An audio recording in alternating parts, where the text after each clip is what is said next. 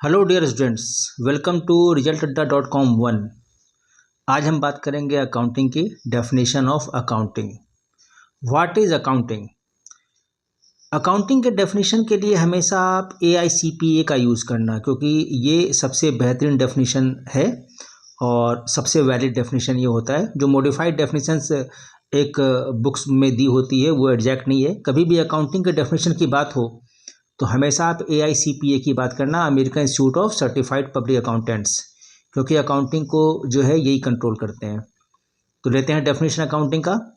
According to AICPA, American Institute of Certified Public Accountants, accounting is the art of recording, classifying and summarising in a significant manner and in terms of money transactions and events which are in part at least of a financial character and interpreting the result thereof. Repeat कर रहा हूँ मैं, एक बारी फिर से देखें। मैं इस बार थोड़ा सा एक्सपेंशन भी कर देता हूँ। Accounting is the art of recording. Accounting को आर्ट कहा गया। आर्ट का डेफिनेशन होता है which have some rules and application, and accounting has some rules and application, so this is called art. Accounting is the art of recording, classifying and summarizing. इसके अंदर काम पहले हम रिकॉर्ड करते हैं, फिर उसको क्लासीफाई करते हैं अलग अलग हेड में, और फिर समराइज करते हैं इन अ सिग्निफिकेंट मैनर। एक खास मैनर बना हुआ है अकाउंटिंग को लिखने का उसमें। And in terms of money, यानी अकाउंटिंग के अंदर वही लिखी जाएगी जो मनी में कन्वर्ट हो सके।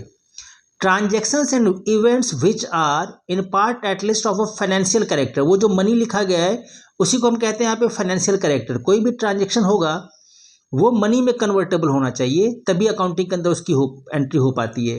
And interpreting the result thereof, और क्या करता है अकाउंटिंग, उसके रिजल्ट को इंटरप्रेट करता है, बताता है कि आखिर क्या काम हुआ है। तो एक बार आपको रिपीट करना है मेरे साथ, थोड़ा सा मैं स्लो में कर देता हूँ काम।